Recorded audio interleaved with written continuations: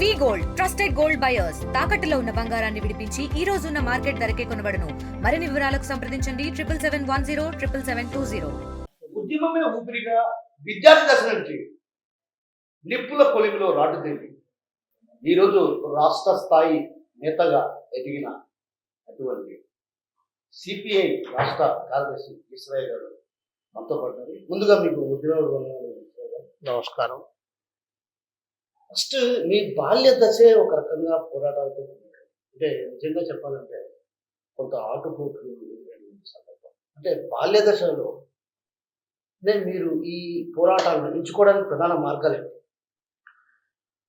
నేను విద్యార్థి దశలోనే ప్రాథమిక పాఠశాల అనంతరం మా ఊర్లో 3వ తరగతి అనంతరం నేను 4వ తరగతికి ప్రొద్దుటూరు అన్నమ్మ హాస్టల్లో జాయిన్ అయ్యాను. అప్పటి నుంచి నేను వెళ్ళిన తర్వాత అక్కడ ఉన్నటువంటి పరిస్థితులు వగైరా ఈ అన్నం విషయంలో మరొకటి నేను కొంత అప్పటికే నాకు మా ఊర్లో కమ్యూనిస్ట్ పార్టీ ఉండడం, కమ్యూనిస్ట్ పార్టీ పోరాటాలు జరుగుతూ ఉండడం, తర్వాత నేను అక్కడికి పోయిన తర్వాత కూడా నాకు ఆ సంబంధ బాంధవ్యాలు ప్రొద్దుటూరులో ఉన్నటువంటి ఏఎస్ఎఫ్ నాయకులతో నా దగ్గరికి వచ్చి పోతున్న సందర్భంలో కొంత అలవాటైంది. వాళ్ళు ఆ సందర్భంగా హాస్టల్లో ఉన్నటువంటి సమస్యలు అడిగి తెలుసుకోవడం, వాళ్ళకు నేను చెప్పేటువంటి క్రమంలో హాస్టల్లో జరుగుతున్నటువంటి అంశాలపైన వాళ్ళు పోరాటం కొనసాగించారు. దాని నుంచి మొదలైనటువంటి నా జీవితం అలా ప్రొద్దుటూరు అన్నమ్మ హాస్టల్, దాని తర్వాత వచ్చేసి పులివెందుల దగ్గర తొండూరు మండలంలో BC hostel, then Ramakrishna junior college Kadapa, అది అయిపోయిన తర్వాత కడప ఆర్ట్స్ కాలేజీ. అట్లా నేను అంచెలంచెలుగా విద్యార్థి దశ నుంచే హాస్టల్లో ఉన్న సందర్భంలోనే హాస్టల్లో జరిగేటువంటి విద్యార్థుల పైన జరిగేటువంటి వేధింపులకు వ్యతిరేకంగా నాడే ఏఎస్ఎఫ్ నాయకత్వానికి చెప్పి వారితో కలిసి ఉండడం. తర్వాత ఏకంగా బీసీ హాస్టల్లోకి నేను చేరినప్పుడు నేనే ఉద్యమానికి 8th 9th క్లాసుల్లోనే నేను ఉద్యమానికి నాయకత్వం వహించి విద్యారంగ సమస్యల పైన ఏఎస్ఎఫ్ వాళ్ళు కరపత్రాలు పంపిస్తే ఆ కరపత్రాలు పట్టుకొని స్కూల్స్ అన్నీ కూడా సమ్మె చేసేటువంటి పద్ధతుల్లో ప్రయాణం చేయడం అనేది జరిగింది.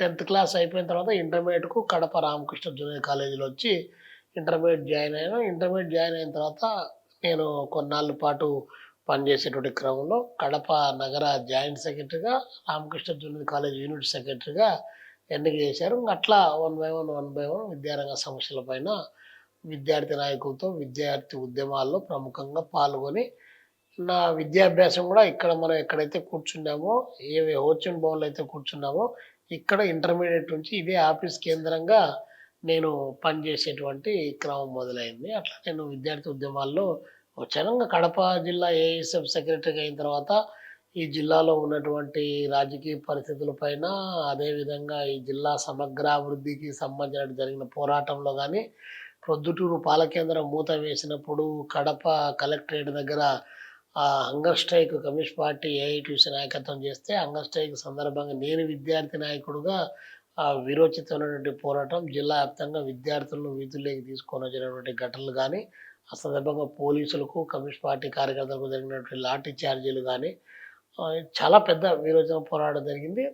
అల్టిమేట్ ఇలాంటి దీంతో పాటు కడప జిల్లా సమగ్రాభివృద్ధి, రాయలసీమ కరువును పారదోలాలంటే కృష్ణానది జలాలే పరిష్కారం అని చెప్పేసి గండికోట ప్రాజెక్టును కంప్లీషన్ చేయాలి, గండికోట ప్రాజెక్టుకు పునాదులు వేశారు, దానికి నిధులు కేటాయించాలని చెప్పి గండికోట దగ్గర నుంచి కడప కలెక్టరేట్ వరకు జరిగిన పాదయాత్రలో ప్రత్యక్షంగా నేను పాదయాత్రలో భాగస్వామి కావడం, తర్వాత తాగునీరు సాగునీరు కోసం నీటిపారుదల ప్రాజెక్టుల కోసం అటు పూర్వామిళ్ళ దగ్గర నుంచి ఇటు జిల్లాలో ఏ ప్రాంతంలో ఏది జరిగినా దాంట్లో భాగస్వామి కావడం అనేటువంటిది నేను విద్యార్థి దశలోనే ఇలాంటి పోరాటంలో ప్రముఖ పాల్గొన్నా. తర్వాత ఏఎస్ఎఫ్ జిల్లా సెక్రటరీగా నేను అనేకమైనటువంటి ఎదురు దెబ్బలు కూడా తిన్నాం. ఎలక్షన్స్ జరిగాయి. ఎలక్షన్స్లో కాలేజీ యూనియన్ ఎన్నికల్లో ఏఎస్ఎఫ్ ఫైట్ చేసింది. అందరూ ఒకవైపున, మేము ఏఎస్ఎఫ్గా ఒకవైపు నిలబడ్డాం. ఆ సందర్భంలో ఈ జిల్లాలో ఉన్నటువంటి పెత్తందారి రాజకీయ వ్యవస్థ మా పైన ప్రత్యక్షంగా భౌతిక దాడులకు పూనుకొని కాలేజ్ యూనియన్ ఎన్నికలంటేనే అది ఒక పెద్ద ఎమ్మెల్యే ఎంపీ ఎన్నికల్లాగా ఎలక్షన్లు కూడా జరిగేటివి. అలాంటి స్థితికి తీసుకొని వచ్చారు. అలాంటి దశలో కూడా గట్టిగా ఉన్నాం. నేను ఏఎస్ఎఫ్ జిల్లా సెక్రటరీగా ఉన్నప్పుడు కడప ఆర్ట్స్ కాలేజ్ ఎన్నికల్లో వరుసగా 3 సార్లు గెలవడము. తర్వాత రాయచోట్ల ఎన్నికల్లో ఏఎస్ఎఫ్ ప్యానెల్ గెలవడం, రాజంపేటలో ఏఎస్ఎఫ్ ప్యానెల్ గెలవడం, పొద్దుటూరు ఎస్సీఎన్ఆర్‌లో ఏఎస్ఎఫ్ ప్యానెల్ ఇట్లా అనేక చోట్ల గెలిచినటువంటిది. కాలేజీలో కడప ఆర్ట్స్ కాలేజీలో ఆ రోజు ఒక పెద్ద ఉద్యమం నాకు ఈరోజు కూడా గుర్తుంది.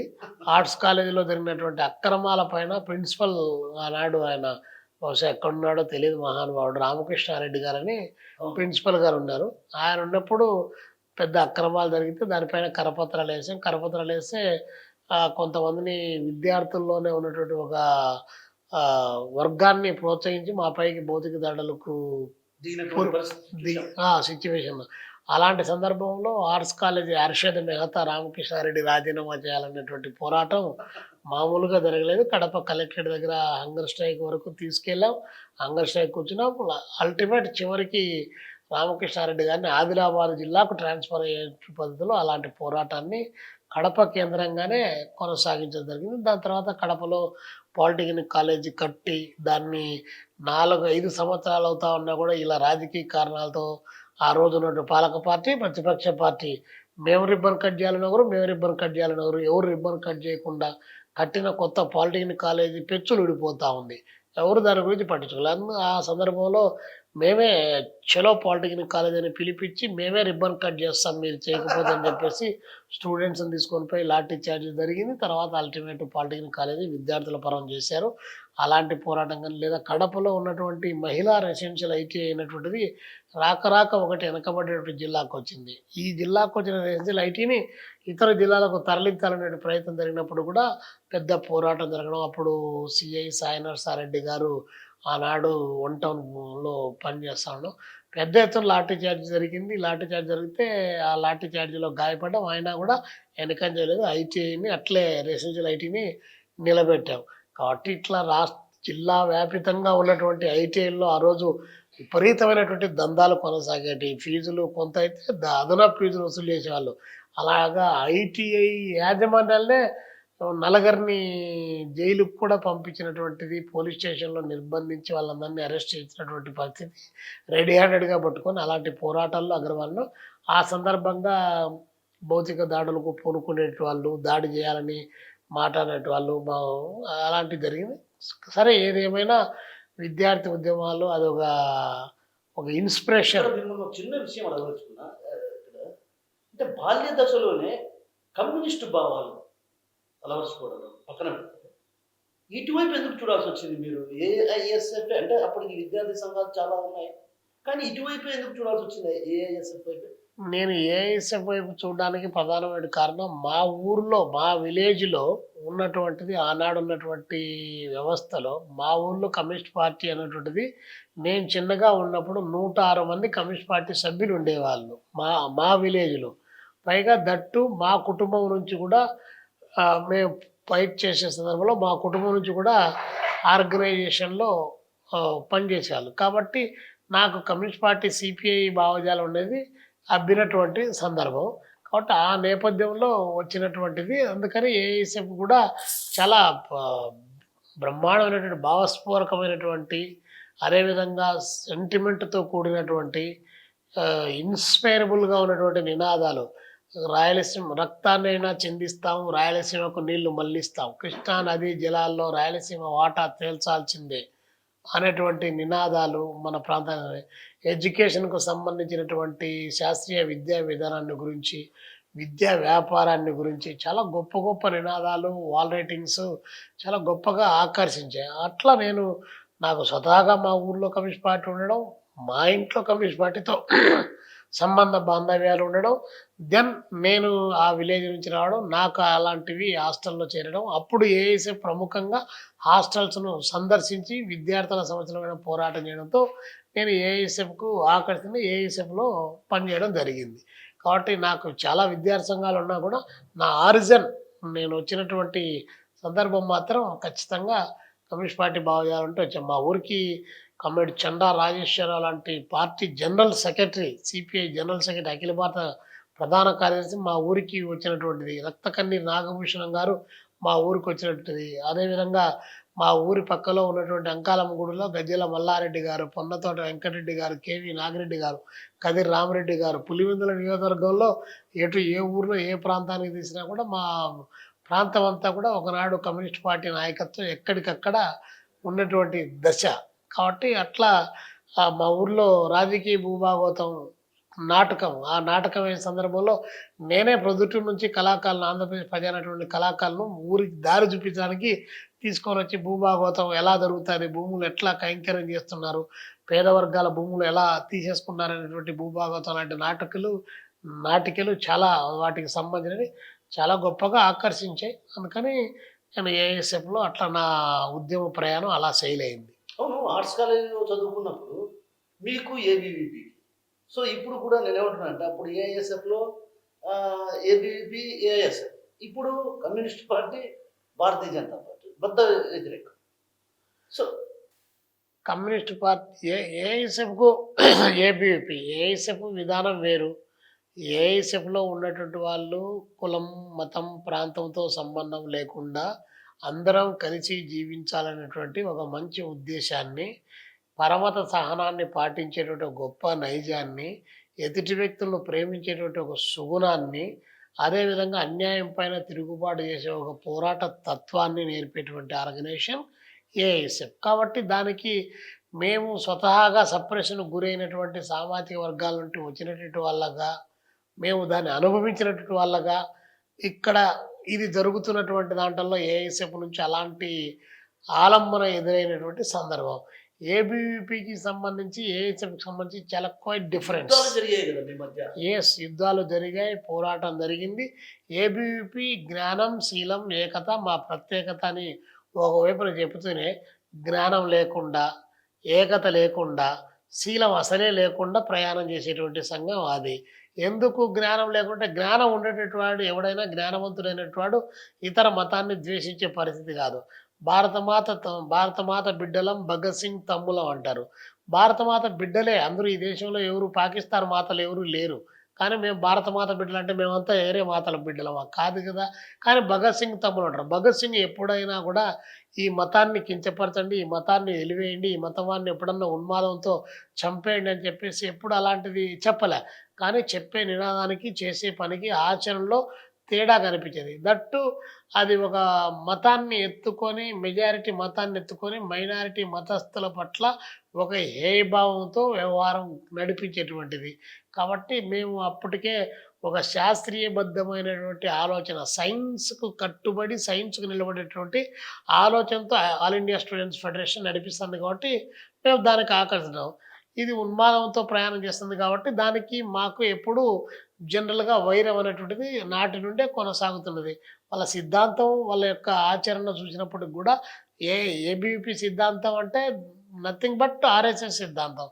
ఆర్ఎస్ఎస్ అనేటువంటిది దాని యొక్క ఆలోచన విధానము, దానికి ఉన్నటువంటిది ఈరోజు మనువాద సిద్ధాంతం అంటే ఆ రోజు కూడా అది మనువాద సిద్ధాంతాన్ని అమలు చేస్తుంది. మనువాద సిద్ధాంతం అమలు చేయడం అంటే ముడ్డికి ముంత కట్టుకొని తాటాకుల మీద పెట్టుకొని దళితులు చదవకూడదు, మైనారిటీలు చదవకూడదు, ఆడవాళ్ళు చదవకూడదు, ఆడవాళ్ళకు హక్కులు లేవనేటువంటి ఒక సనాతన వాదాన్ని తీసుకొని వచ్చి సమాజంలోకి తీసుకొని వచ్చి భర్త చనిపోతే భార్యను కూడా చితిలో వేయాలనేటువంటి ఒక అనాగరికమైనటువంటి విధానాలను ప్రచారం చేసేటువంటిది.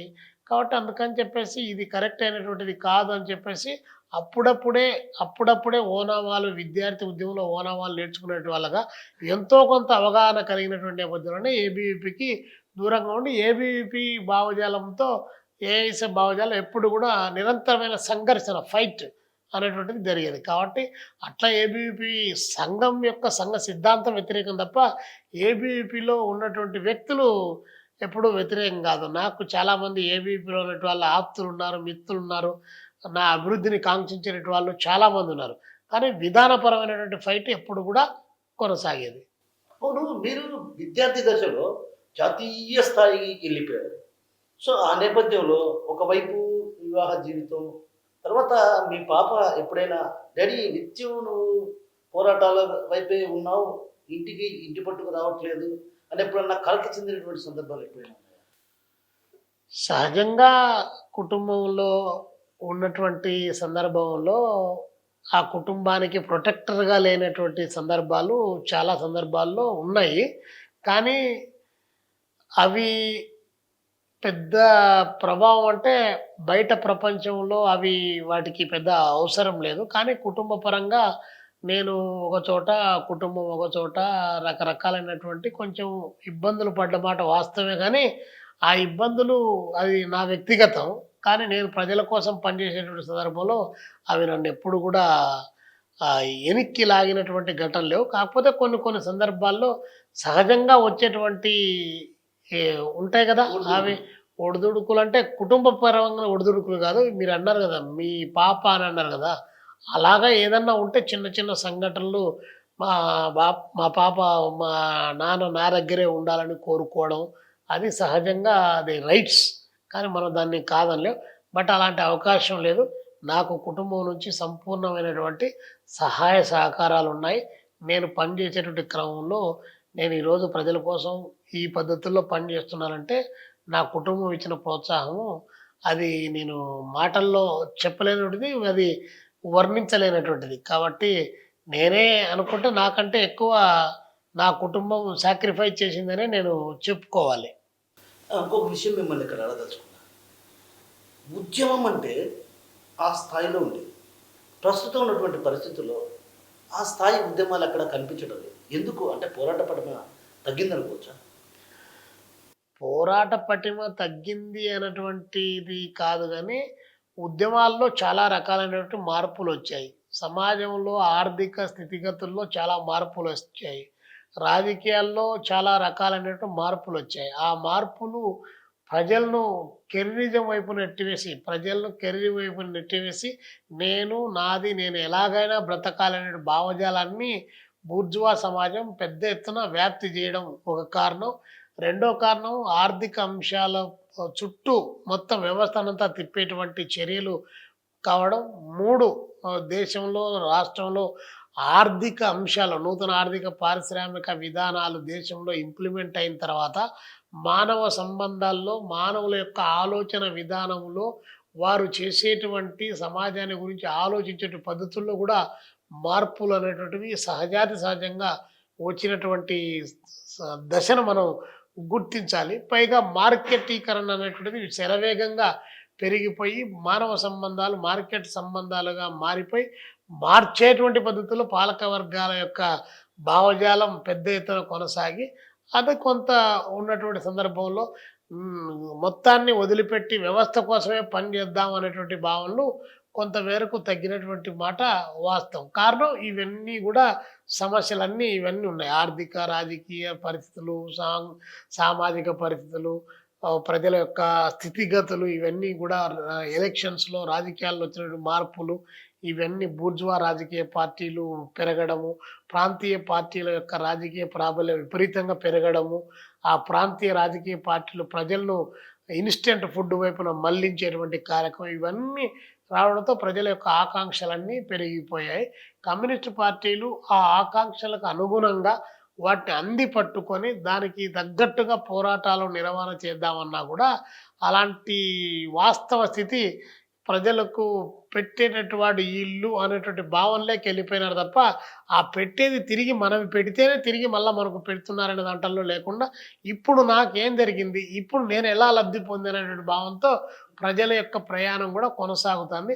అంటే అది ప్రజల తప్పు కాదు. అలాంటి ఆర్థిక పరిస్థితులు ప్రజలను ఆ వైపున నెట్టేసాయి. పాలక వర్గాలు అలాంటి విధానాలను అంటే వాళ్ళ యొక్క భావజాలాన్ని వ్యాప్తి చేసుకోవడానికి, వాళ్ళు అనుకునే లక్ష్యాలను నెరవేర్చుకోవడానికి ప్రజల మెదళ్లను ఏ విధంగా కావాలంటే ఆ విధంగా అది మీడియా ద్వారా కావచ్చు, సెల్యులాయిడ్ రూపంలో కావచ్చు, సినిమాల రూపంలో కావచ్చు, సోషల్ మీడియాలో కావచ్చు, లేదా ఎలక్ట్రానిక్ మీడియాలో కావచ్చు, ప్రింట్ మీడియాలో కావచ్చు, వాటితో పాటు రాజకీయ ప్రచారాల్లో కావచ్చు, అలాంటి మార్పులను వాళ్ళు తీసుకొనొచ్చారు కాబట్టి ప్రజలు ఆ వైపున దాని మూలంగా అంత స్పిరిట్ అంటే నేను దేశం కోసం ఫైట్ చేయాలి, సమాజాన్ని ఉద్ధరించాలి, సమాజంలో నేను ఒక స్థానాన్ని సంపాదించాలి, ప్రజలకు అన్యాయం జరుగుతుంది, దీన్ని నిలవేయాలి, ప్రశ్నించాలి అనేటువంటిది అప్పుడు గతంలో ఉన్నటువంటి దానికంటే కొంచెం తగ్గడానికి ఈ కారణాలన్నీ కూడా పనిచేసాయి.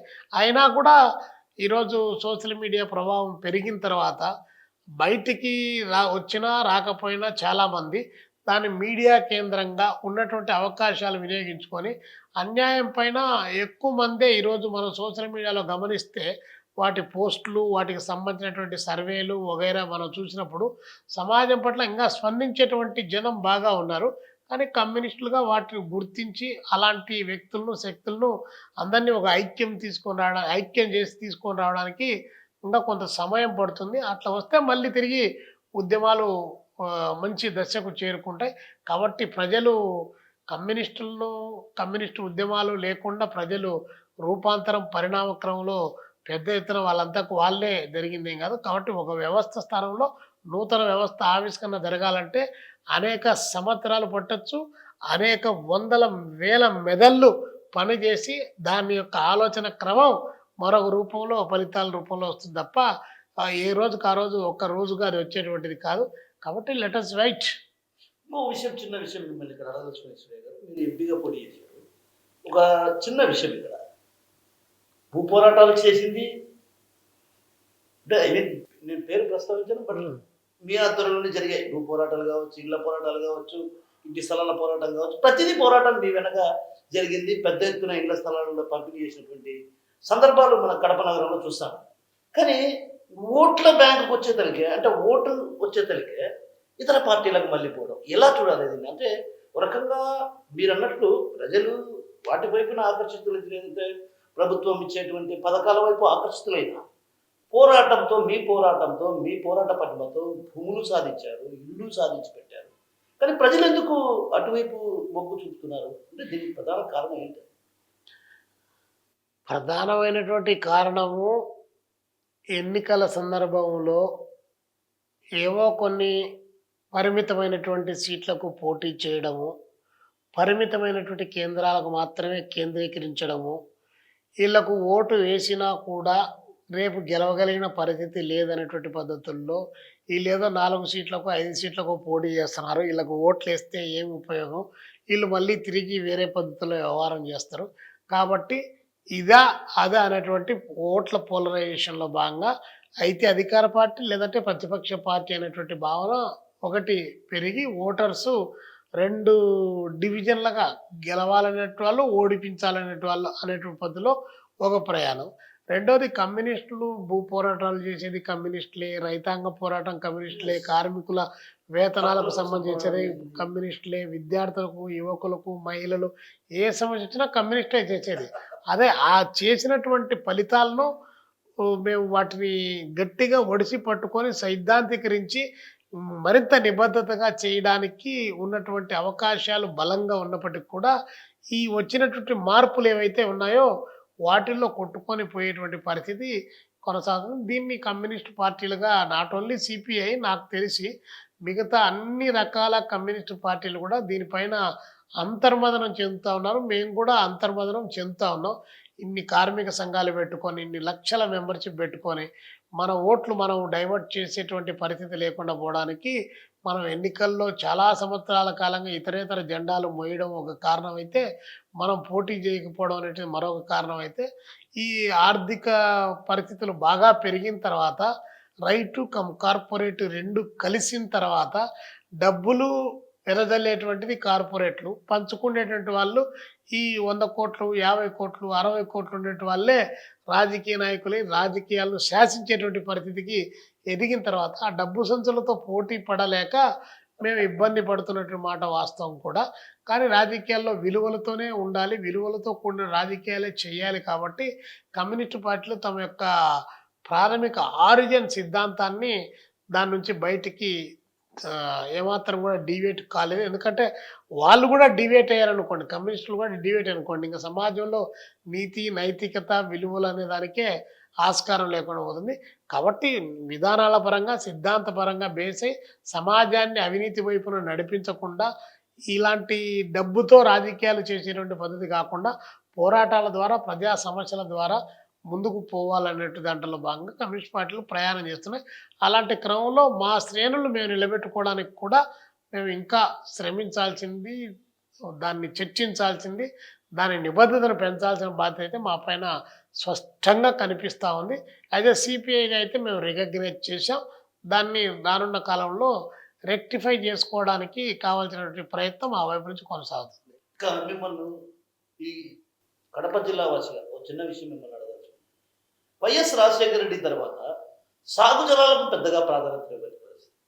నెంబర్ 1, గండికోట జలాశయానికి నేను 24 టీఎంసీలు నిల్వ ఉంచామని ప్రభుత్వం గొప్పలు చెప్పుకుంటుంది. కానీ ఆ 24 టీఎంసీలు ఏ ఏ ప్రాంతాలకు ఎక్కడ ఇచ్చేటువంటి పరిస్థితి లేదు. సో ఎలా చూడాలి అసలు దీన్ని? అన్నీ ఉన్న అల్లున్నోట్లో శని అంటాం చూడండి. అట్లాగా అన్నీ ఉన్నాయి. ప్రాజెక్టుల్లో గండికోట జలాశయంలో 24 టీఎంసీలు ఉన్నాయి. బ్రహ్మసాగర్లో 13 టీఎంసీలు ఉన్నాయి.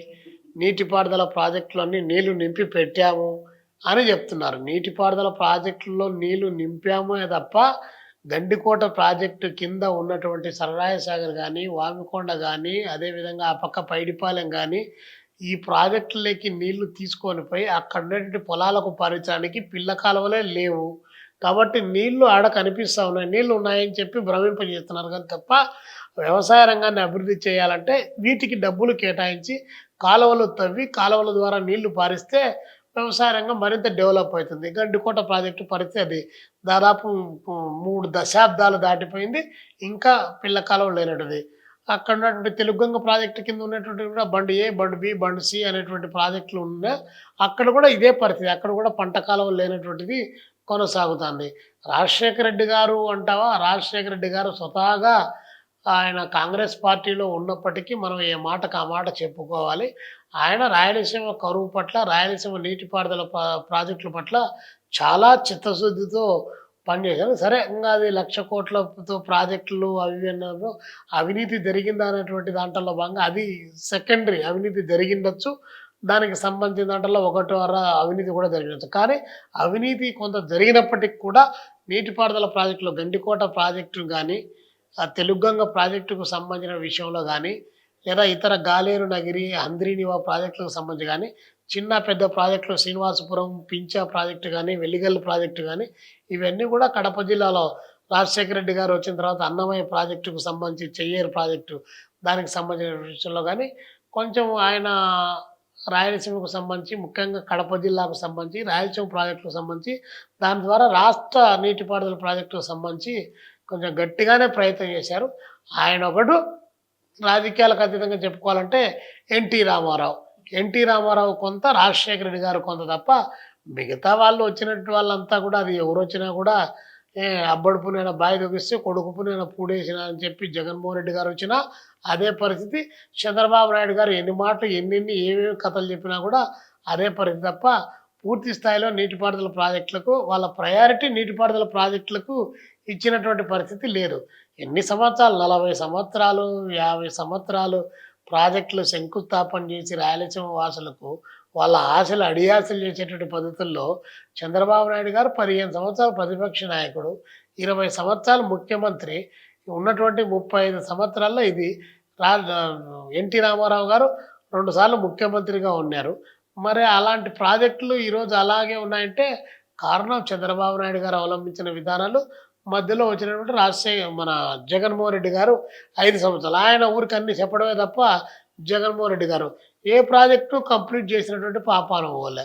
కాబట్టి ఇది జరిగినటువంటిది. కాబట్టి రాజశేఖర రెడ్డి గారికి ఆ మాట రాజశేఖర రెడ్డి గారికి నీటిపారుదల ప్రాజెక్టుల విషయంలో కితాబు ఇవ్వాలి, ఇవ్వచ్చు, ఇచ్చి తీరాలి. ఎందుకంటే పోతిరెడ్డిపాడు హెడ్ రెగ్యులేటర్ సామర్థ్యాన్ని పెంచి రాయలసీమ వాసుల కడగళ్ళను ఎంతో కొంత తీర్చడానికి ఒకవైపున వ్యతిరేకత ఎదురవుతా ఉన్నా కూడా తనకున్నటువంటి రాజకీయ బలము, వాళ్ళతో ఉన్నటువంటి ఇతరేతరమైన సంబంధాలతో ఖచ్చితంగా పోతిరెడ్డిపాడు హెడ్ రెగ్యులేటర్ దానికి సంబంధించిన సామర్థ్యాన్ని పెంచడంలో ప్రముఖ పాత్ర పోషించాడు. అందులో సిపిఐ కూడా కంప్లీట్గా ఆనాడు రాజశేఖర రెడ్డి గారు తీసుకున్న నిర్ణయాన్ని ఉమ్మడి స్టేట్లోనే సిపిఐ ఏకగ్రీవంగా ఆ యొక్క అభిప్రాయాన్ని సమర్థం చేసింది. ఇంకో విషయం మిమ్మల్ని అడగదలుచుకుంటాను. ఏదైతే ఇటీవల కాలంలో ఏడి వెంకటేశ్వరరావు గారు సాగునీటి ప్రాజెక్టుల పైన కొన్ని ప్రాంతాలు, రాయలసీమ ప్రాంతాల్లో పర్యటించారు. అదేవిధంగా జలవనరులు, సాగు జలాల విశ్లేషకుడు లక్ష్మీనారాయణ గారు ఇద్దరు పర్యటించిన సందర్భంగా ఒక మాట అన్నారు. రాయలసీమకు ద్రోహం చేస్తున్నారు, దగా చేస్తున్నారు మనకు చెప్పారు. Galeru Nagari Sujala Sravanthi project NTR కళ్ళగినటువంటి project. ఆ ప్రాజెక్టును పూర్తి చేయనటువంటి చంద్రబాబుకు రాజకీయ వారసుడిగా నేను ఎన్టీఆర్కు రాజకీయ వారసుడిని చెప్పుకునే నైతిక అర్హత లేదు అన్నటువంటి భావన తెలిసి ఎలా చూడాలి? ఏబి వెంకటేశ్వరరావు గారు, టి లక్ష్మీనారాయణ గారు ఇటీవల కాలంలో నీటిపారుదల ప్రాజెక్టుల విషయంలో ఏబి వెంకటేశ్వరరావు గారు రిటైర్డ్ అయిన తర్వాత ఆయన ప్రముఖంగా కలిసి పనిచేస్తూ ఉన్నారు. లక్ష్మీనారాయణ గారు తాను పూర్వపు నుంచి కమ్యూనిస్టుగా ఈ జిల్లా పార్టీ సెక్రటరీగా పనిచేసినటువంటిది, రాయలసీమ వాసి, రాయలసీమ జిల్లాల్లో విస్తృతంగా ప్రాజెక్టుల కోసం పనిచేసిన వ్యక్తిగా, పూర్తి స్థాయిలో అవగాహన కలిగిన వ్యక్తిగా కరెక్ట్ లక్ష్మీనారాయణ గారు చెప్పింది. అక్కినేని భవానీ ప్రసాద్ గారు కానీ, ఏబి వెంకటేశ్వరరావు గారు కానీ రాయలసీమ ప్రాజెక్టులపైన తిరగడం అనేది ఒక శుభపరిణామం అని చెప్పి నేను భావిస్తూ ఉన్నా. ఎందుకంటే అక్కడ విస్తారంగా కృష్ణా నదీ జలాల వినియోగంలో ఉండి ముక్కారు పంటలు పండించుకొని సమృద్ధిగా ఉన్నటువంటి, ఇంకోవైపున గోదావరి జలాలను వినియోగించుకొని నిరంతరాయంగా నీటిలో ఉన్నటువంటి, నీటిని ఆస్వాదిస్తున్నటువంటి ఆ ప్రాంతాల వాళ్ళు రాయలసీమ ప్రాంతానికి సందర్శించి రాయలసీమలో ఉన్నటువంటి కడగళ్ళు రాష్ట్ర ప్రభుత్వానికి చెప్పడం అనేది మేము దాన్ని హర్షిస్తూ ఉన్నాం. చంద్రబాబు నాయుడు గారు గాలేరు నగిరి, హంద్రీనివా సుజల స్రవంతి దానికి సంబంధించిన ఆటల్లో కాలువలను వెడల్పు చేసి 10,000 క్యూసెక్కుల సామర్థ్యానికి పెంచమని చెప్పి సిపిఐగా, రైతు సంఘంగా మేము కూడా డిమాండ్ చేశాం. కానీ ఆయన 3,500 క్యూసెక్కులకు సంబంధించిన దాంట్లోనే కాలువలు వెడల్పు చేశారు. ఈరోజు ఆ ప్రాజెక్టు పూర్తి అయితే దాదాపు 6 లక్షల ఎకరాలు నీళ్లు పారేదానికి ఆస్కారం ఉంటుంది. దాని గురించి మాట్లాడు 3 జిల్లాల ప్రయోజనాలు, ఇప్పుడు ఇడిపడిన జిల్లాలు అయితే 5 జిల్లాల ప్రయోజనాలు నెరవేర్చే ప్రాజెక్టు అది హంద్రీనివా ప్రాజెక్టు. ఈ ప్రాజెక్టు గురించి అదేవిధంగా మిగతా ప్రాజెక్టులు అక్కడ పక్కన ప్రకాశం జిల్లాలో వెలుగొండ ప్రాజెక్టు ఉంది. వెలుగొండ ప్రాజెక్టు 4,50,000 ఎకరాలకు నీళ్లు పారుతుంది. దాని గురించి దానికి డబ్బులు కావాలంటే 4,000 కోట్లు డబ్బులు ఇచ్చేస్తే మొత్తం కంప్లీట్గా ప్రాజెక్టు పూర్తి అవుతుంది. సముద్ర పాలవుతున్న నీళ్లు 42 టీఎంసీలు అక్కడ ఆ ప్రాజెక్టులో నిల్వ ఉంచుకోవడానికి ఆస్కారం ఉంటుంది. 3 జిల్లాలు సస్యశ్యామలం అయితే తాగడానికి 15 లక్షల మందికి తాగునీరు వస్తుంది. దానిపైన అదేవిధంగా ఉత్తరాంధ్ర బాబు జగజీవనరాం ఉత్తరాంధ్ర సుజల స్రవంతి అనేటువంటి ప్రాజెక్టు దాదాపు 45 సంవత్సరాల కాలంగా ఉంది. ఇంతవరకు దానికి ఏమి అతిగతి లేనటువంటిది. 8 లక్షల ఎకరాలకు పైచిలకు నీళ్లు పారుతుంది. దాని గురించి పక్కన ఒరిస్సాతో మనకు రబ్బర్ డ్యామ్ అనే ఒకటి ఉంది. అక్కడ పార్వతీపురం మన్యం జిల్లాలో ఆ డ్యామ్ సమస్య అంతర్రాష్ట్ర వివాదంగా ఉంది. ఒరిస్సాలో బీజేపీ గవర్నమెంట్ ఉంది, ఇక్కడ BJP government, Chandrababu Naidu BJP party of పార్టీలు ఆయన కూడా ఉన్నాడు. ఆ నదీ జలాల సమస్యకు సంబంధించి ఆ 2 రాష్ట్రాలు మాట్లాడుకొని బీజేపీతో కేంద్రంలో మాట్లాడుకొని దాన్ని వర్కౌట్ చేస్తే అక్కడ ఉత్తరాంధ్ర జిల్లాలో కూడా బాగుపడుతుంది. నాగావళి కానీ, వంశధార కానీ, ఇవన్నీ ఇన్ని రకాల సమస్యలుండి ఇన్ని రకాల చిన్న పెద్ద ప్రాజెక్టులన్నీ ఉంటే దీనికి డబ్బులు కేటాయించి భర్తీ చేస్తే జిల్లాకు ఒక 100 టీఎంసీలు నిలుపుకునే దానికి అవకాశం ఉన్నటువంటి రాయలసీమ జిల్లాలో అది చేస్తే 400 టీఎంసీ వాటర్ నిలబడితే లక్షల ఎకరాలకు నీళ్ళు వస్తాయి. కాబట్టి ఇది చూడమంటే ఇది చూడలేదు. కానీ 81,000 కోట్లు 82,000 కోట్ల రూపాయలు పెట్టి ఎక్కడ పోలవరం ప్రాజెక్టు దగ్గర నుంచి నీళ్లు తీసుకొని వచ్చి గుంటూరు జిల్లా దగ్గర బొల్లాపల్లిలోకి ఎత్తిపోసి బొల్లాపల్లి దగ్గర నుంచి మనకు నల్లమల అడవులు గుండా 27 కిలోమీటర్ల సొరంగ మార్గాన్ని తవ్వి ఆ నుంచి పైకి 360-400 అడుగుల ఎత్తుకు నీళ్లు పోసి అక్కడ నుండి బెనకచెల్లో నింపి ఆ నుంచి కిందికి వదులుతారంట. ఇట్ట తినమని ఎవరైనా చెప్పితే వద్దు ఇలాగొచ్చి తింటానని చెప్పేసి, అంటే ఏటీఎమ్మా, ఎనీ టైం మనీ డ్రాయింగా, కాంట్రాక్టర్ల కోసమా, నీ ప్రాజెక్టులు ప్రజల కోసమా?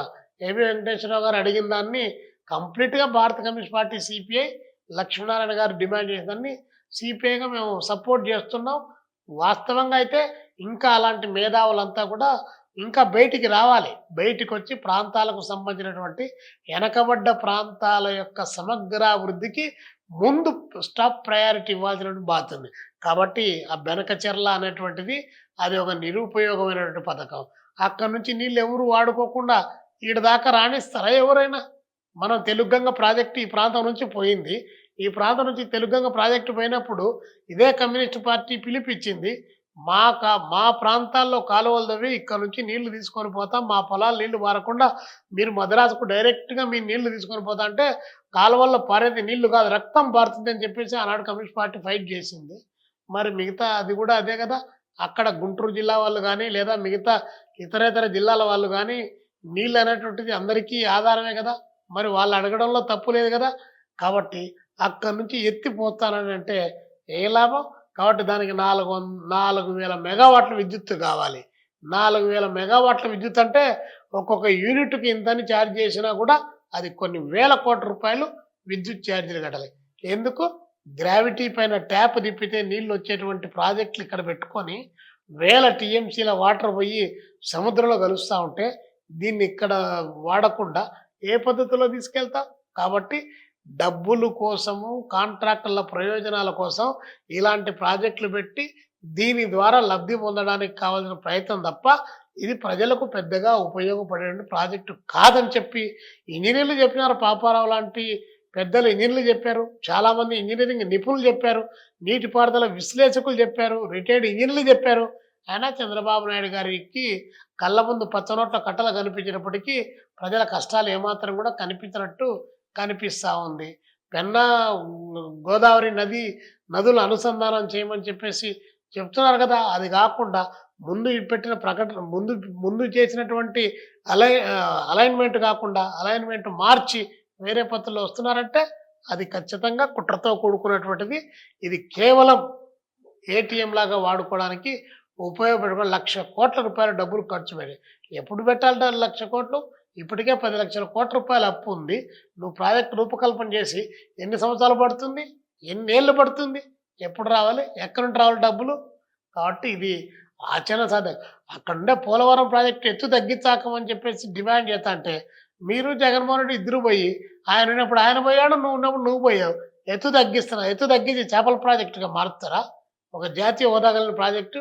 కాబట్టి ఆంధ్రప్రదేశ్‌లో రాజకీయాల్లో అధికార పార్టీ, ప్రతిపక్ష పార్టీ 2 కూడా కుమ్మక్కైన ఈ విషయంలో అనేటువంటిది జనం అంతా కూడా గుర్తిస్తా ఉన్నారు.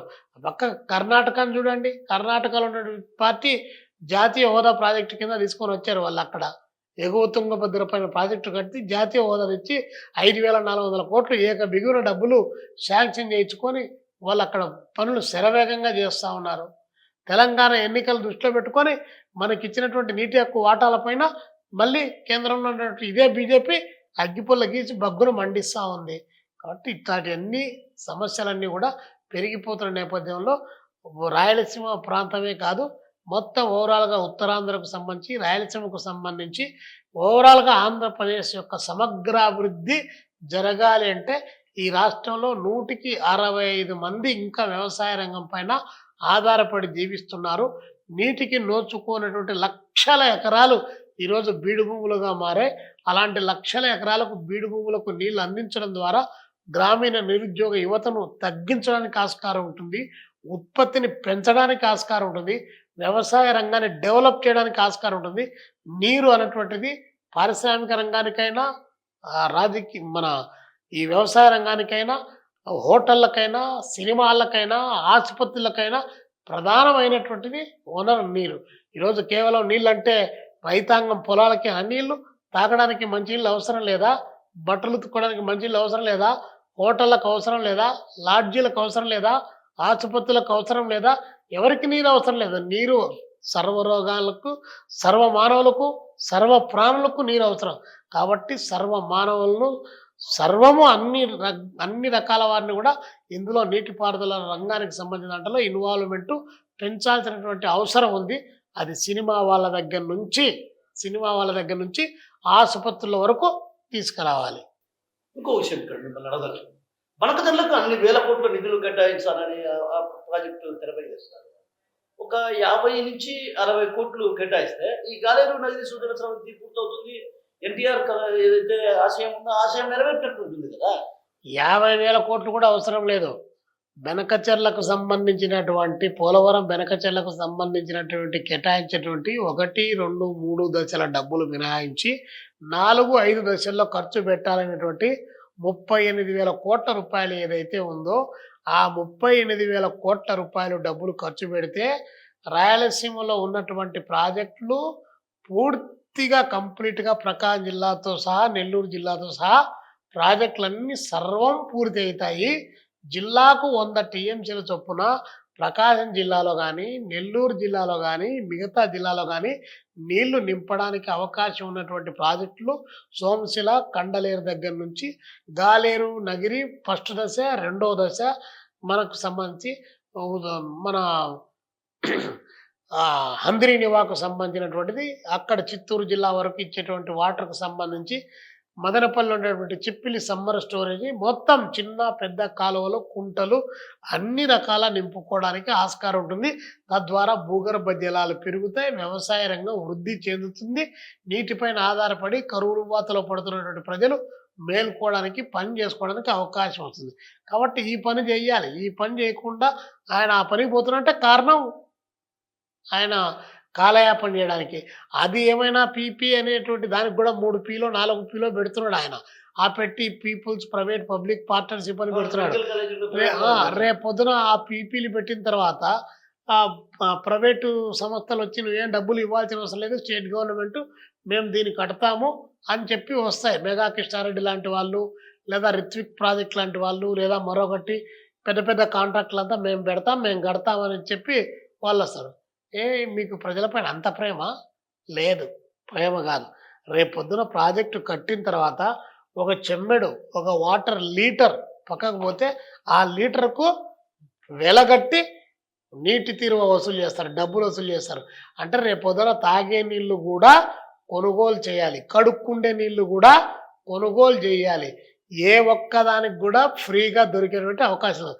That is the PP. ఎవరికి చెప్తాడు చంద్రబాబు నాయుడు కాకెమ్మ కథలన్నీ? నీటి తీరువ పన్ను వేయడంటనా? ఊరికనే వాళ్ళు ప్రాజెక్టులు కడతారంటనా? ఊరికే ప్రాజెక్టులు కట్టి ₹1,00,00,000 వాళ్ళెందుకు పెట్టుబడి పెడతాన్నట్టు? డబ్బులు ఎక్కువయిందా? అయితే జనానికి ఇవ్వండి. ప్రాజెక్టులకి ఎడియండి. కాబట్టి వాళ్ళకు లాభం లేకుండా ఎవరైనా కూడా ఏమనలేదు. కాబట్టి దాంట్లో ఈ మతలబు దాగింది. అది హిడెన్ ఎజెండా. దాన్ని పూర్తిగా బయటికి చెప్పడంలే. రైతాంగం వ్యతిరేకిస్తారు కాబట్టి. అందుకని చెప్పేసి నడుస్తా ఉంది. కాబట్టి రేపొద్దున నీళ్లు కూడా కొనుగోలు చేయాల్సిన పరిస్థితి ఇప్పటికే కొంటున్నారు. గ్రామీణ ప్రాంతాల్లో తాగడానికి మంచినీళ్ళు లేనటువంటి స్థితి వందల గ్రామాల్లో ఉన్నాయి. రేపు ఎండాకాలం వచ్చిందనుకోండి, ఇదే కడప జిల్లాలో తాగడానికి గుక్కెడు మంచినీళ్ళు లేక కిలోమీటర్లు ప్రయాణం చేసిపోయి నీళ్ళు ఎత్తుకొచ్చుకునే పరిస్థితి వస్తుంది. కాబట్టి అవి ముందు తాగడానికి మంచినీళ్ళు ఇచ్చే ఏర్పాటు చంద్రబాబు నాయుడు చేస్తే తర్వాత ప్రాజెక్టులు కడతాడు. పీపీ మోడల్‌లో మెడికల్ కాలేజీలు ఒకటి, ఇంకోటి స్మార్ట్ మీటర్లను మీరు అప్పట్లో వ్యతిరేకించారు. ఇదే చంద్రబాబు కూడా అప్పట్లో స్మార్ట్ మీటర్లను వ్యతిరేకించారు. పగలగొట్టండి. మరి ఇప్పుడు స్మార్ట్ మీటర్లను ఎందుకు వ్యతిరేకిస్తున్నారు? అసలు చంద్రబాబు గారి గురించి మనం ఎంత తక్కువ మాట్లాడితే అంత. చంద్రబాబు అంటేనే ప్రైవేటు, ప్రైవేట్ అంటేనే చంద్రబాబు అనేటువంటిది అందరికీ తెలుసు. కానీ చంద్రబాబు పైన ఎందుకు భ్రమలు ఉన్నాయో ఈ జనానికి అర్థం కావడం లేదు. చంద్రబాబు నాయుడు గారు 17 మెడికల్ కాలేజీలు, ఏదైనా ప్రభుత్వ రంగంలో మెడికల్ కాలేజ్ వస్తే ప్రజలకు ఉచితంగా వైద్యం అందుతుంది. బ్రహ్మాండంగా అన్ని రకాలైనటువంటి వైద్యాన్ని అందుబాటులోకి తీసుకొనొచ్చి ప్రజలకు ఇవ్వచ్చు అనేటువంటి భావన ఉంటుంది. సరే, వచ్చిన మెడికల్ కాలేజ్‌లో సీట్లు కూడా మాకొద్దు, మేము నిర్వహించలేమని చెప్పేసి ఎన్నిక్కి రాసి పంపించినటువంటి గొప్ప మేధావి, దార్శనికుడు చంద్రబాబు నాయుడు గారు. చెప్తున్నారు కదా, ఆయన దార్శనికుడు అని చెప్తున్నారు కదా. ముందు తరాలకు ఏం కావాలో ఈ రోజే ఆలోచిస్తానని చెప్తున్నారు కదా. మరి అలాంటి దార్శనికుడు ప్రైవేట్ రంగం ఎలా అభివృద్ధి జరగాలో ఆదానికి మెడికల్ కాలేజీలు, కార్పొరేట్ కంపెనీలకు మెడికల్ కాలేజీలు 35 సంవత్సరాలకు ఆడున్నటువంటి 100 ఎకరాలో, 150 ఎకరాలో, 30 ఎకరాలో, 50 ఎకరాలో లీజుకిచ్చి వాళ్ళను ఒక పక్క మెడికల్ కాలేజ్‌తో పాటు ఏ వ్యాపారం చేయాలో చెప్పేటువంటి వ్యాపారవేత్త ఆయన. కాబట్టి మెడికల్ కాలేజ్ ప్రైవేటీకరణ చేయడానికి ఆయన ఒక ప్రయత్నం చేస్తున్నాడు. తర్వాత స్మార్ట్ మీటర్లు అన్నారు మీరు. స్మార్ట్ మీటర్లకు సంబంధించినటువంటి దాంట్లో మేము స్మార్ట్ మీటర్లు ఫస్ట్ శ్రీకాకుళంలో ఫార్మల్‌గా ముందు అక్కడ ఒక పైలట్ ప్రాజెక్ట్‌గా తీసుకునేటప్పుడు మేము అక్కడ అప్పుడే వ్యతిరేకించి దానికి వ్యతిరేకంగా నిలబడ్డాం. నిలబడి ఫైట్ చేస్తా ఉన్నాం. రాష్ట్ర వ్యాప్తంగా కూడా అలాంటి ఫైట్ చేసాం. చాలా చోట్ల ఆందోళనలు జరిగాయి, అరెస్టులు జరిగాయి, దెబ్బలు తిన్నాం, జైళ్ళకి కూడా పోయినటువంటి జిల్లాలున్నాయి. కానీ చంద్రబాబు నాయుడు గారు ప్రతిపక్షంలో ఉన్నప్పుడు పెద్దబాబు, చిన్నబాబు, అదే చిన్నబాబు అంటే లోకేష్ బాబు, పెద్దబాబు, చిన్నబాబు ఇద్దరు కలిసి చాలా పెద్ద ఎత్తున మేము అధికారంలోకి వస్తాం, మేము ఖచ్చితంగా స్మార్ట్ మీటర్లు మీ ఇండ్ల కాడికి వస్తున్నారు. వాళ్ళు బిగించడానికి వచ్చినప్పుడు ఆ స్మార్ట్ మీటర్లు పగలగొట్టండి అని పిలిపించాడు చంద్రబాబు నాయుడు గారు, ఆయన కుమారుడు. ఈరోజు అదే స్మార్ట్ మీటర్లు మేము బిగిస్తామంటున్నారు. మొన్న మేము స్మార్ట్ మీటర్లు పగలగొట్టమని పిలిపించాం కదని మేము పగలగొట్టడానికి ప్రయత్నించి పగలగొడితే కొన్ని జిల్లాల్లో కేసులు పెట్టారు. కాబట్టి చంద్రబాబు నాయుడు ఏరు దాటేంత వరకు ఏరు మల్లన్న, ఏరు దాటిన తర్వాత నా కుర్చీనే ప్రధానం ఎల్లన్న అనేటువంటి పద్ధతిలో ఆయన వ్యవహారం నడుస్తుంది తప్ప, ఆయన చెప్పిన మాటకి ఎప్పుడు కట్టుబడ్డాడని, రాజకీయాలు వ్యాపారం చేసినటువంటి వాడు, విద్యార్థి యూనియన్ ఎన్నికలు రద్దు చేసినటువంటి వాడు, క్యాపిటేషన్ ఫీజును ప్రవేశపెట్టేటివాడు, విచ్చలవిడిగా ఇంజనీరింగ్ కాలేజ్ లెక్కలేని ఇంజనీరింగ్ కాలేజ్ ఇచ్చి ఇంజనీరింగ్ కళాశాల యొక్క నాణ్యతా ప్రమాణాలు దిగజార్చినటువంటి వాడు, కార్పొరేట్ విద్యా సంస్థలు సోకాల్డ్ శ్రీ చైతన్య నారాయణ లాంటి సోకాల్డ్ కార్పొరేట్ విద్యా సంస్థలను పెంచి పోషించి ఆ డబ్బు సంచులతో తన యొక్క ప్రజాస్వామ్య సౌధాన్ని బలమైనటువంటి అధికార పదవులు నిలబెట్టుకునేటటువంటి వాడు. చంద్రబాబు నాయుడు గారి గురించి ఎంత చెప్పినా కూడా తక్కువ అవుతుంది. ఆయన ప్రజాస్వామ్యవాది కాదు. మాటల్లో ప్రజాస్వామ్యం, చేతల్లో నియంతృత్వం నిద్రలు వేస్తూ ఉంది, ప్రజాస్వామ్యం పారిపోతా ఉంది అనే దానికి సూటబుల్ పర్సన్ ఎవరన్నా అంటే చంద్రబాబు నాయుడు గారే. కాబట్టి చంద్రబాబు నాయుడు గారు ముందు ఏం చెప్పావు, ఇప్పుడు ఏం చెప్తున్నావు చెప్పమని అడుగుతా ఉన్నావు. కాబట్టి ఆ రోజు ప్రైవేటీకరణ చేయనన్నావు, ఈరోజు ప్రైవేటీకరణ 2,60,000 మంది వాలంటీర్లను నేను ఉగాది పండుగ రోజు నేను మీకు సడ్రస్సులతో పాటు తీపి కబురు చెప్తా, తమ్ముళ్ళు మీకు 10,000 రూపాయలు జీతం ఇస్తానన్నావు. ఈరోజు వాలంటీర్లు శంకరగిరి మాన్యాలు పట్టించి పరిగెత్తిస్తున్నావు. మాకు దాంట్లో ఏ బయలాలో ఎక్కడ రాసుకోలేదు, అధికారికంగా ఎక్కడ లేదు, దానికి జీవోలే ఉంటున్నావు. జీవోలు లేకుండానే రాష్ట్ర ప్రభుత్వం ఆర్థిక పద్దు కింద జీతాలు చెల్లించారా వాళ్ళు లేరని తెలిసే వాలంటీర్లు 30,000 మందిని ఎక్కడికో మార్చేశారని చెప్పి మీ పవన్ కళ్యాణ్ గారు చెప్పారా? ఏమి లేకుండానే వాలంటీర్ల పైన పడ్డారా? ఏమి లేకుండానే వాలంటీర్లకు సంబంధించి 10,000 రూపాయలు జీతం ఇచ్చామని చెప్పారా? ఎందుకు? ఊరికి అబద్ధాలు తప్ప వాలంటీర్లే కాదు, ఈరోజు అన్ని వర్గాల పైన అన్ని రకాల పైన ఎక్కడైనా గ్రౌండ్స్ ఉంటే ఆట ఆడే గ్రౌండ్లు ఉన్నా, పెద్ద పెద్ద ఉంటే కొంచెం 4 ఎకరాలు 5 ఎకరాలు స్థలాలు ఉన్నా, లూలు లాంటి సంస్థకు అక్కడ విశాఖపట్నంలో ఆయన మాట్లాడుతున్నాడు. ఈరోజు 99 పైసలకు ఎకరం చొప్పున టీసీఎస్ కంపెనీకి అప్పగించాడు. 450 కోట్లు విలువ చేసింది. ఒక సూట్ కేసు ఉర్సా కంపెనీకి 10 ఎకరాలు అక్కడ కట్టబెట్టాడు. ఈరోజు అనేక ప్రాంతాల్లో పరిశ్రమల పేరుతో వచ్చేసి నువ్వు గతంలో వ్యతిరేకించినటువంటి ఆ పరిశ్రమలనే ఈరోజు వాళ్ళు నీకు మంచి అయ్యారు, అప్పుడు సెడ్ అయ్యారు. ఈరోజు వాళ్ళకు 1000 ఎకరాలు కట్టబెడతా ఉన్నావు. పైగా వాళ్ళకు గత ప్రభుత్వంలో రావాల్సిన బకాయిలు చెల్లించడానికి ఈరోజు 11-12% రాయి వాళ్ళ దగ్గర నుంచి కమిషన్లు తీసుకొని డబ్బులు చెల్లిస్తున్నారు. వాస్తవం కదా. ఈరోజు విద్యుత్ సంస్థలో 1,00,000 కోట్ల అవినీతి జరిగిందని చెప్పేసి మేధావులంతా ప్రకటిస్తూ ఉన్నారు. మరి ఏం జరిగిందో ఏమో జనానికి చెప్పాల్సిన అవసరం లేదా?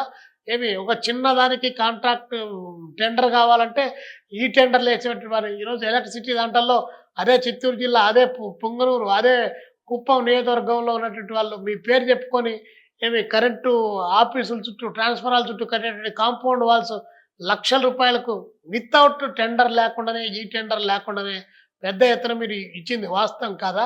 అవినీతి జరుగుతున్నది వాస్తవం కాదా? బియ్యం రవాణా అవుతున్నది వాస్తవం కాదా? రేషన్ బియ్యం అంతా దొడ్డిదారిన పోతున్నాయనేది మీకు తెలియదా?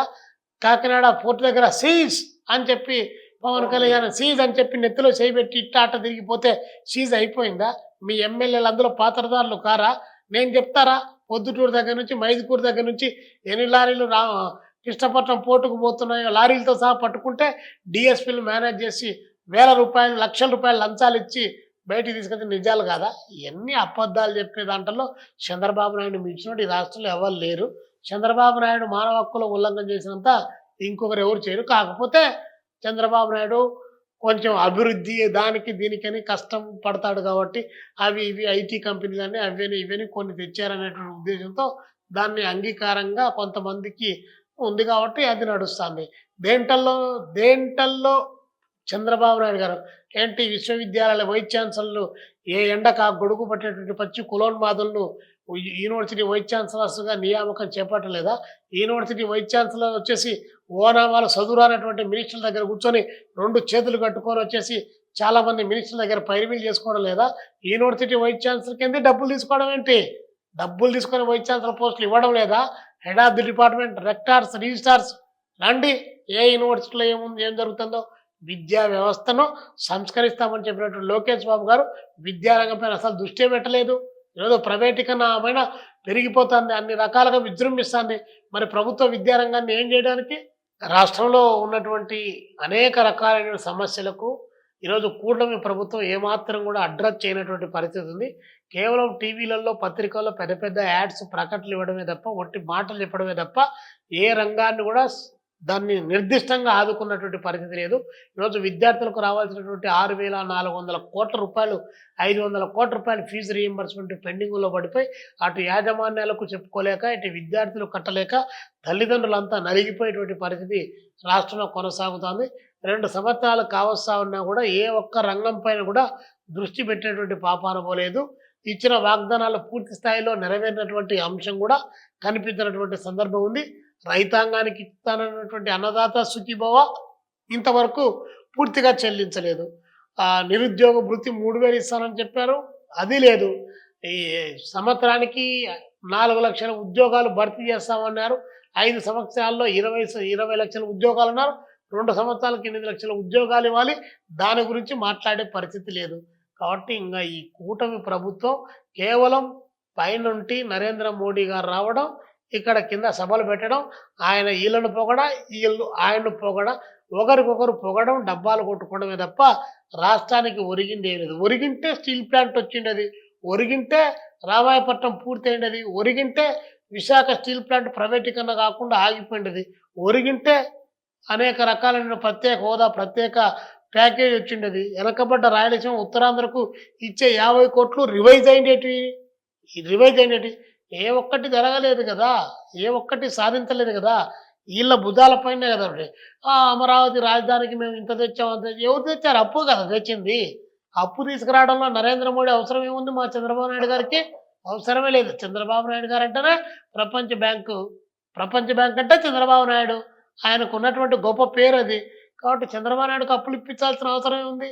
కాబట్టి ఇన్సెంటివ్స్ ఏదన్నా వచ్చి వెనకబడ్డటువంటిది, ఇడిపోయిన రాష్ట్రము అప్పుల్లో ఉంది. దీనికి ఈ భారత ప్రభుత్వాన్ని వాళ్ళు అందరూ మా ప్రభుత్వం నిలబడడానికి, నేను దేశాలు తిరగడానికి, విశ్వగురువుగా నా ఎంతకు నేను ప్రకటించుకోవడానికి, నేను ఆ దైవాం సంభూతిని అమ్మ కడుపులో నుంచి రాలేదు.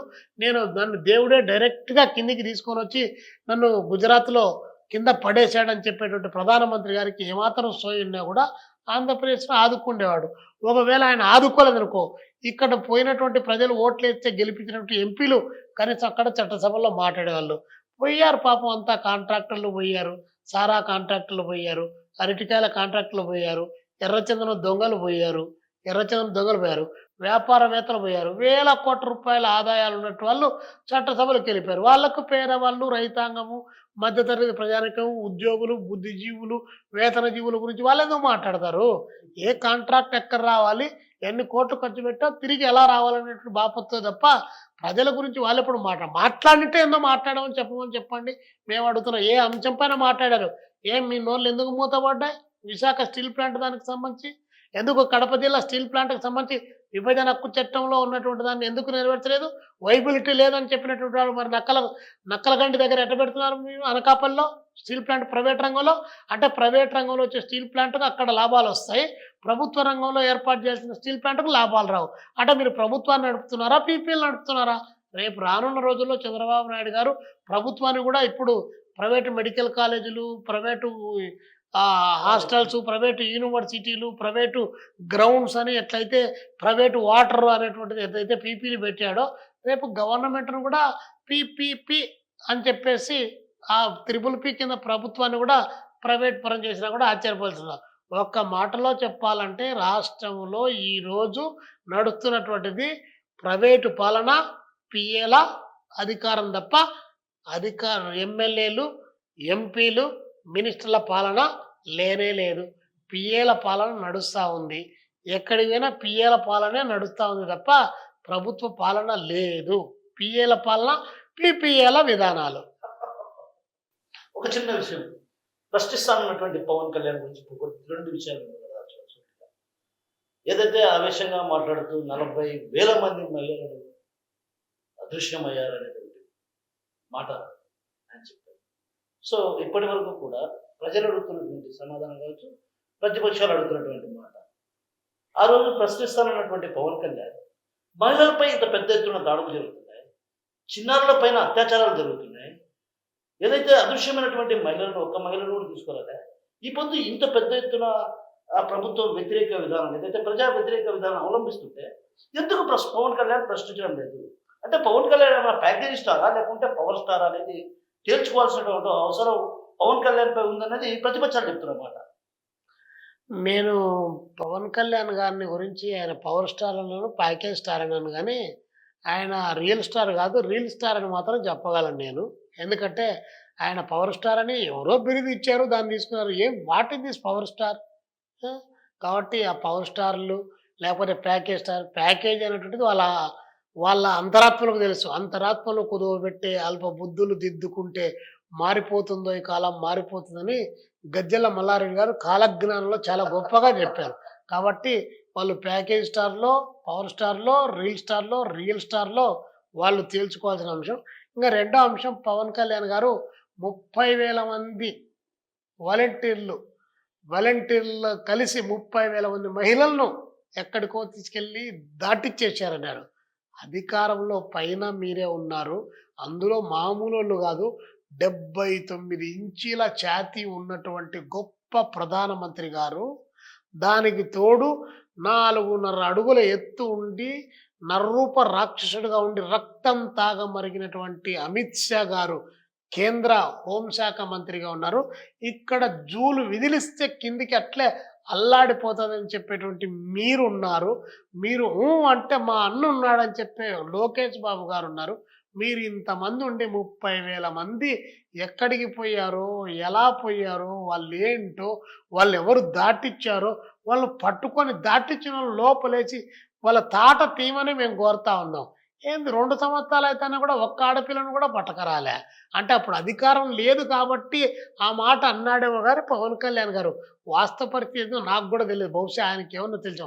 ఆయనకప్పుడు కేంద్ర ఇంటెలిజెన్సీ నిఘా వర్గాల నుంచి అందిందంట సమాచారం. మరి ఆ సమాచారం ఇప్పుడు యాడికి పోయిందో మరి. ఈ నిఘా, ఆ నిఘా 2 నిఘాలు కలిస్తే బాగానే ఉంటుందిగా. అది ఏమి లేదు ఇక్కడ. ప్రశ్నించమనే కదా అడిగింది.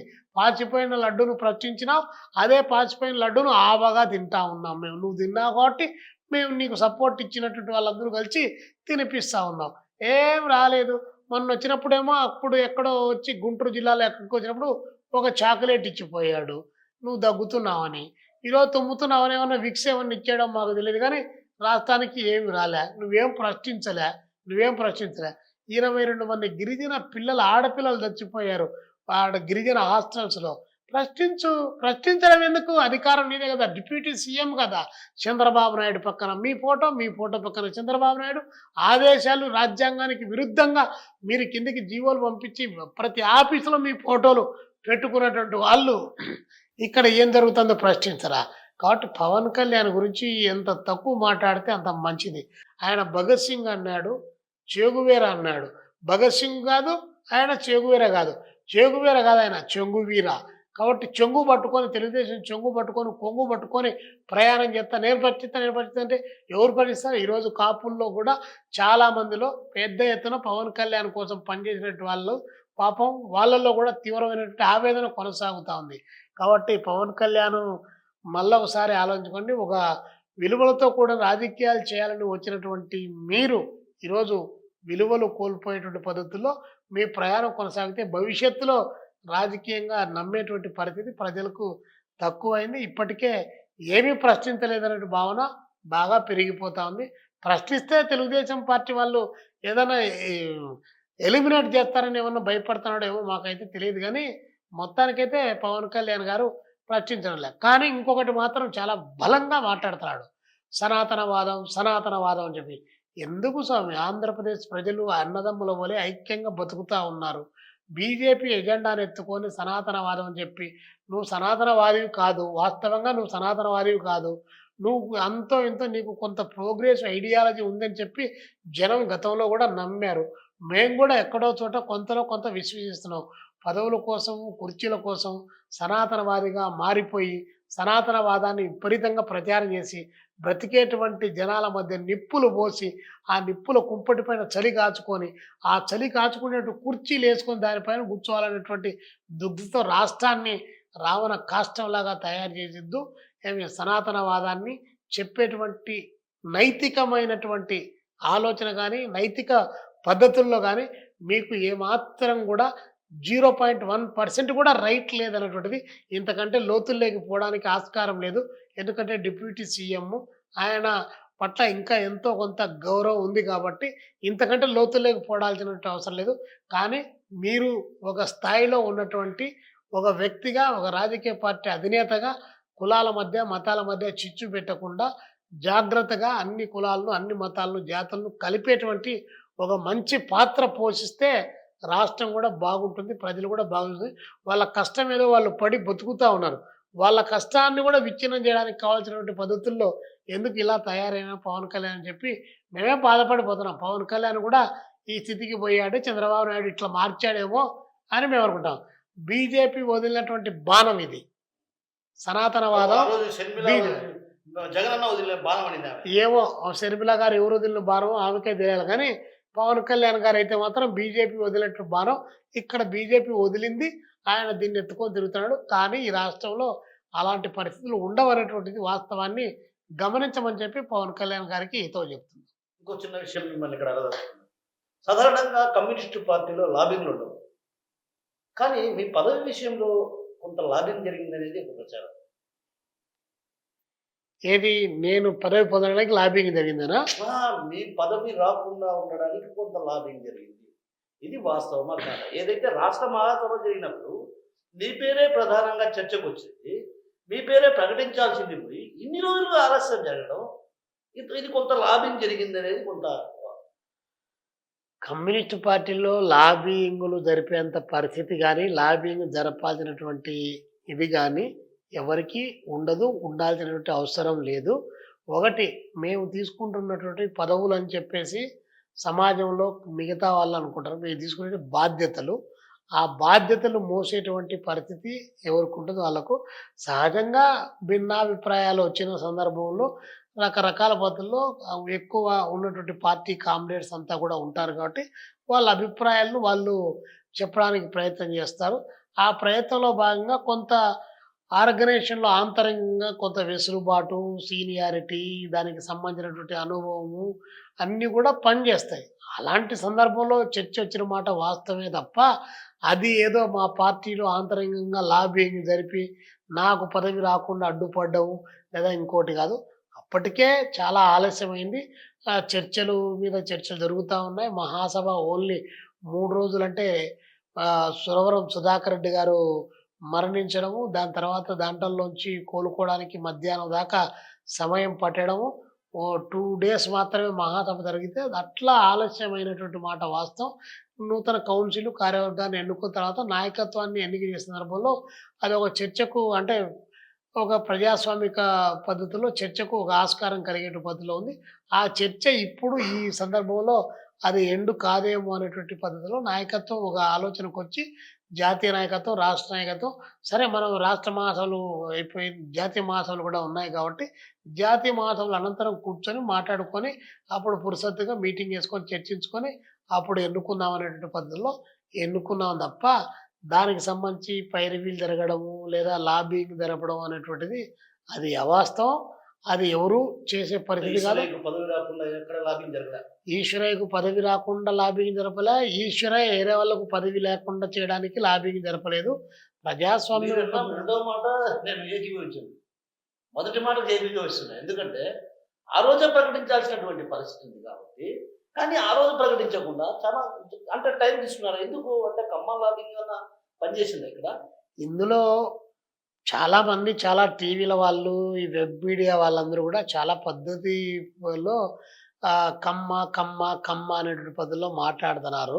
అందులో కమ్యూనిస్ట్ పార్టీలో కమ్మ సామాజిక వర్గం అనేటువంటిది ఏదైతే ఉందో అది చాలా పెద్ద ఎత్తున త్యాగాలు చేసినటువంటిది. ఆస్తులు సర్వస్వం పార్టీ కోసం త్యాగాలు చేసినటువంటి కుటుంబాలు. కమ్మడి చండ్ర రాజేశ్వరరావు గారి దగ్గర నుంచి, వేములపల్లి శ్రీకృష్ణ దగ్గర నుంచి, పులుపుల వెంకట శివయ్య గారి దగ్గర నుంచి, ఒల్లూరు గంగాధరరావు గారి దగ్గర నుంచి చాలామంది చాలా ప్రముఖులుగా ఉన్నటువంటి వాళ్ళు జీవితాలు సర్వస్వం త్యాగం చేసేటి వాళ్ళు ఉన్నారు తప్ప, ఇందులో కమ్మ లాబింగు, నాన్ కమ్మ లాబింగు లేదా ఇంకోటి కుల ప్రస్తావన అనే దాంట్లో అసలు ఆస్కారమే లేదు. రెండో అంశం అత్యంత నిజాయితీగా చెప్పాలంటే, నేను కాదు ఫలానా ఉండాలని చెప్పినట్టు వాళ్ళు నాకు సంబంధించిన సామాజిక వర్గ వాళ్ళు కూడా నేను కాదని చెప్పేసి భిన్నమైనటువంటి ప్రతిపాదన చేసేటి వాళ్ళు ఉన్నారు. ఆ వైపు నుంచి ఇది కాదు ఇట్లా ఉంటే బాగుంటుంది అనేటి చెప్పినటువంటి వాళ్ళు కూడా భిన్నాభిప్రాయాలు అనేటువంటివి ఖచ్చితంగా కమ్యూనిస్టు పార్టీలో చర్చల ద్వారానే పరిష్కారం అయితే. భిన్నాభిప్రాయాలు కంపల్సరీ ఉంటాయి, ఉండి తీరాలి. అది ఉండకపోతే అది కమ్యూనిస్ట్ పార్టీనే కాదు. సో మొత్తం మీద చంద్రబాబు విధానాలు సరైనవి కాదు. చంద్రబాబు ఏదైతే పీపీ మోడ్ తీసుకొస్తున్నాడో చివరిలో, అంటే మనం త్రాగే నీరు కాబట్టి చివరకు త్రాగే నీరుతో పాటు అంటే మనం స్నానం చేయడానికి కూడా నీరు కొనాల్సిన పరిస్థితులు ఉన్నాయి. ఎవరైతే పెట్టుబడిదారులు రాజకీయాల్లోకి వచ్చారో ఆ పెట్టుబడిదారులు రాజకీయాల్లోకి రావడం వల్ల ప్రజా సమస్యలు పట్టడం లేదు. పెట్టుబడి పెట్టాం, డబ్బులు సంపాదించుకుంటాం అన్నటువంటి భావనతోనే ఉన్నారు తప్ప ఆ పరిస్థితి మారాలి. అప్పుడే ప్రజలకు ప్రజారంజకమైన పాలన అందుతుంది. రాబోయే రోజుల్లో కడప జిల్లాకు రావాల్సినటువంటి సాగునీటి ప్రాజెక్టు విషయం కావచ్చు, అదేవిధంగా కడప ఉక్కు పరిశ్రమ కావచ్చు, ఇతరత్ర అంశాలపైన కూడా పెద్ద ఎత్తున పోరాటాలు చేస్తాం. పోరాటాలు చేసి వాటిని సాధించుకుంటామన్నటువంటి ధీమానం మనతో పాటున్నటువంటి సిపిఐ రాష్ట్ర కార్యదర్శి ఈశ్వరయ్య గారు చెప్తున్నారు. ఎవరు నమ్ముతో కిషోర్ ఆర్టీవీ కార్యదర్శి. Local to global news at your fingertips. మీ చేతిలో ఒక ఆయుధం. Download R TV app. Media legend Ravi Prakash is back.